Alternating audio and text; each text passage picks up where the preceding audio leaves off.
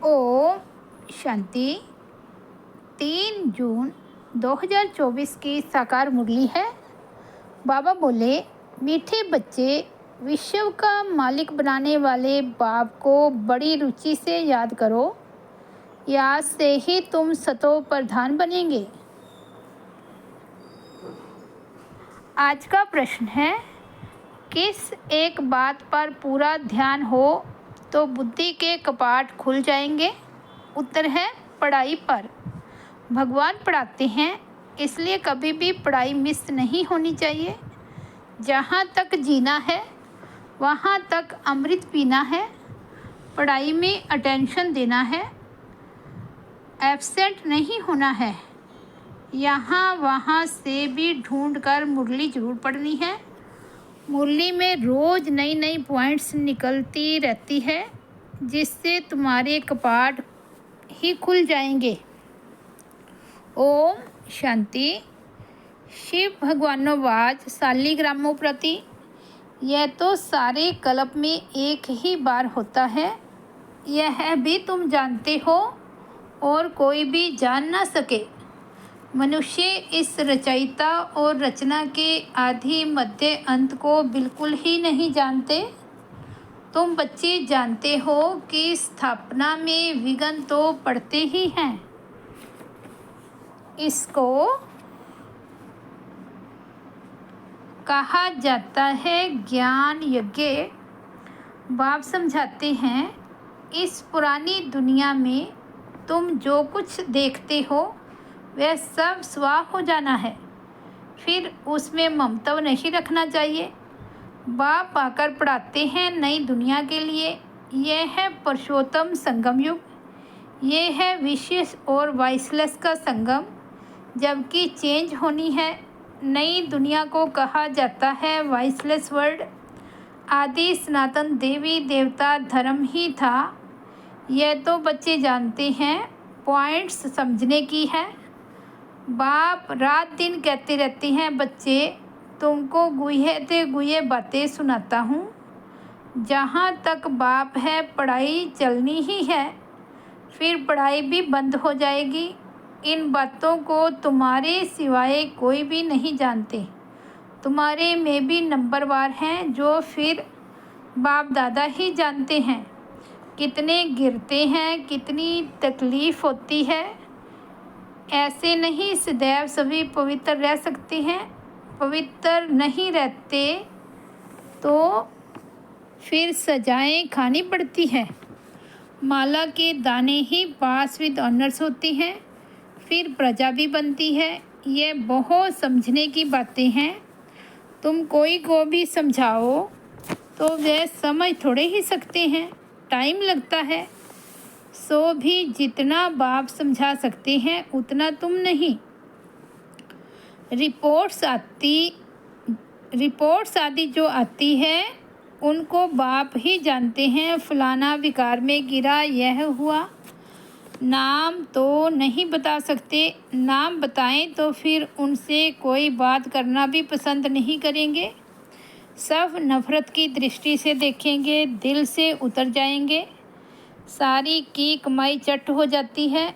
यह तो जिसने धक्का खाया वह जाने या बाप जाने। यह बड़ी गुप्त बातें हैं। तुम कहते हो फलाना मिला, उनको बहुत अच्छा समझाया। यह वह सेवा में मदद कर सकते हैं, परंतु वह भी जब सन्मुख हो ना। समझो, गवर्नर को तुम अच्छी तरह समझाते हो, परंतु वह थोड़े ही किसको समझा सकेंगे। कोई को समझाएंगे तो मानेंगे नहीं। जिसको समझने का होगा वही समझेगा, दूसरे को थोड़े ही समझा सकेगा। तुम बच्चे समझाते हो कि यह तो कांटों का जंगल है, इसको हम मंगल बनाते हैं। मंगलम भगवान विष्णु कहते हैं ना। यह श्लोक आदि सब भक्ति मार्ग के हैं। मंगल तब होता है जब विष्णु का राज्य होता है। विष्णु अवतरण ही दिखाते हैं। बाबा ने सब कुछ देखा हुआ है, अनुभवी है ना। सभी धर्म वालों को अच्छी तरह जानते हैं।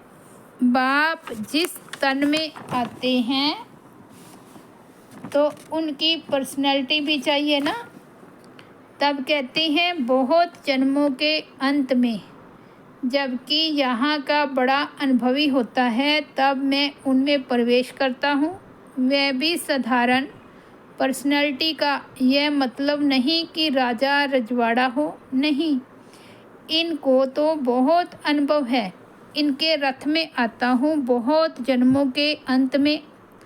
तुमको समझाना पड़े, यह राजधानी स्थापन होती है, माला बनती है। यह राजधानी कैसे स्थापन हो रही है, कोई राजा रानी, कोई क्या बनते हैं, यह सब बातें एक ही दिन में तो कोई समझ नहीं सकता। बेहद का बाप ही बेहद का वर्षा देते हैं, भगवान आकर समझाते हैं, सो भी मुश्किल थोड़े पवित्र बनते हैं। यह भी समझने में टाइम चाहिए। कितनी सजाएं खाते हैं, सजाएं खाकर भी राजा बनते हैं। बाप समझाते हैं, बच्चे तुम्हें बहुत बहुत मीठा भी बनना है, कोई को दुख नहीं देना है। बाप आते ही सबको सुख का रास्ता बताने, दुख से छुड़ाने, तो फिर खुद किसको कैसे दुख देंगे, ये सब बातें तुम बच्चे ही जानते हो।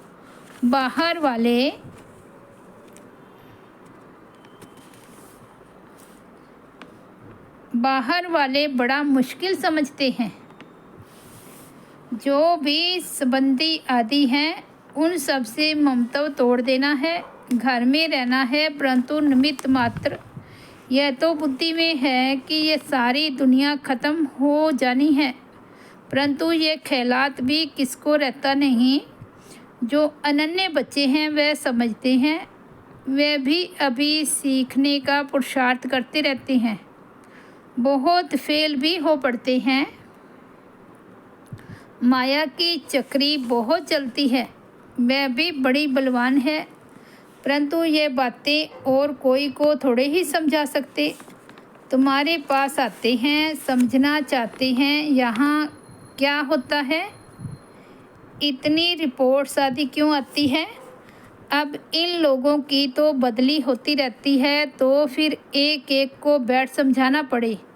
फिर कहते ये तो बड़ी अच्छी संस्था है, राजधानी के स्थापना की बातें बड़ी गुह्य गोपनीय है। बेहद का बाप बच्चों को मिला है तो कितना हर्षित होना चाहिए। हम विश्व के मालिक देवता बनते हैं तो हमारे में दैवी गुण भी जरूर चाहिए। एम ऑब्जेक्ट तो सामने खड़ी है, यह है नई दुनिया के मालिक, यह तुम ही समझते हो। हम पढ़ते हैं बेहद का बाप जो नॉलेजफुल है वह हमको पढ़ाते हैं। अमरपुरी अथवा हेवन में ले जाने के लिए हमको यह नॉलेज मिलती है। आएंगे वही जिन्होंने कलब राज्य लिया है। कलब पहले मुआफिक हम अपनी राजधानी स्थापन कर रहे हैं। यह माला बन रही है नंबरवार। जैसे स्कूल में भी जो अच्छा पढ़ते हैं उनको स्कॉलरशिप मिलती है ना, वह हद की बातें तुमको मिलती है, बेहद की बातें। जो तुम बाप के मददगार बनते हो वही ऊंच पद पाते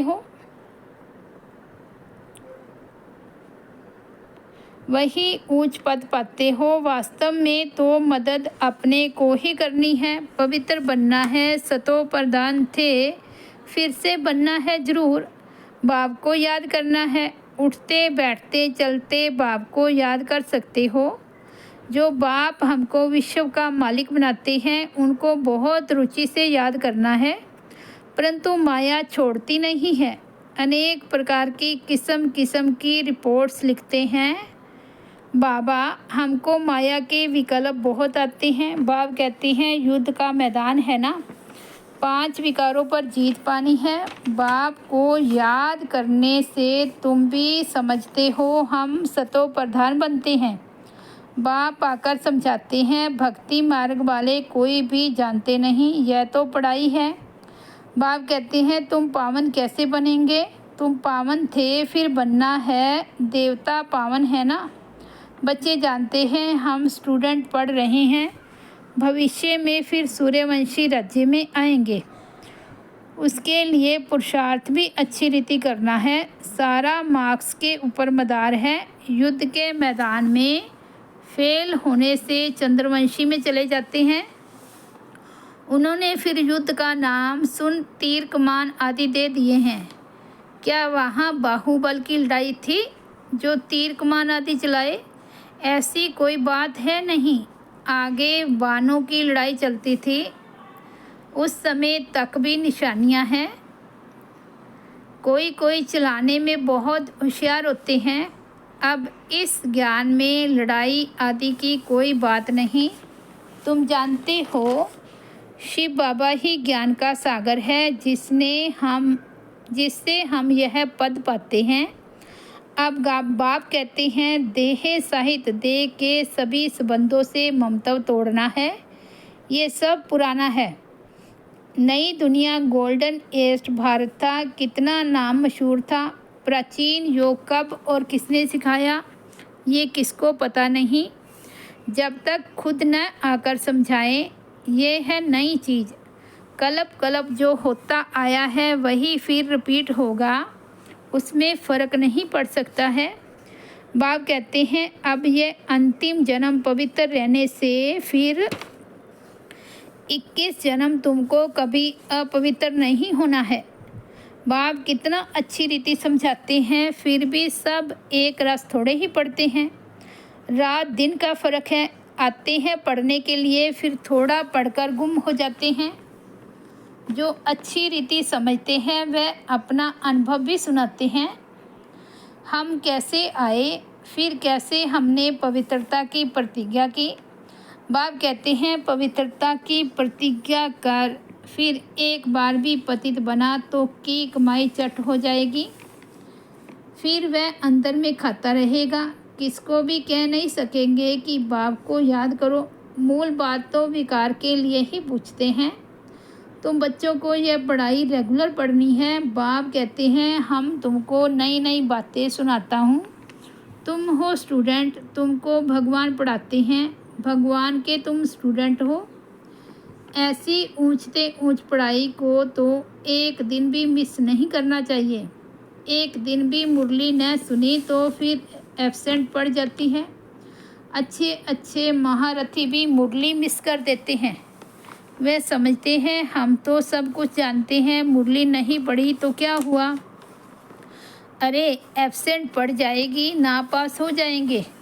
बाप खुद कहते हैं रोज़ ऐसी अच्छी अच्छी पॉइंट सुनाता हूँ जो समय पर समझाने में बहुत काम आएगी। नहीं सुनेंगे तो फिर कैसे काम में लाएंगे। जब तक जीना है अमृत पीना है। शिक्षा को धारण करना है। एब्सेंट तो कभी भी नहीं होना चाहिए।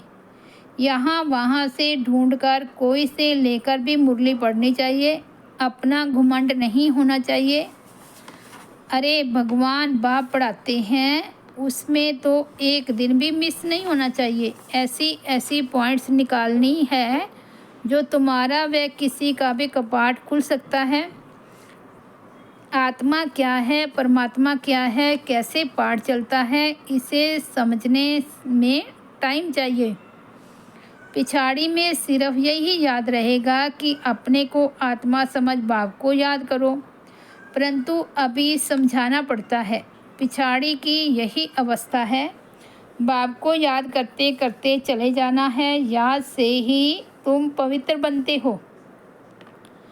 कितना बने हो सो तो तुम समझ सकते हो। इम्प्योर को बल जरूर कम मिलेगा। मुख्य 8 रत्न ही है जो पास विद ऑनर हो जाते हैं। वे कुछ भी सज़ा नहीं खाते हैं। ये बड़ी महीन बातें हैं। कितनी ऊंची पढ़ाई है। स्वप्न में भी नहीं होगा कि हम देवता बन सकते हैं। बाप को याद करने से ही तुम पद्मा पदम भाग्यशाली बनते हो।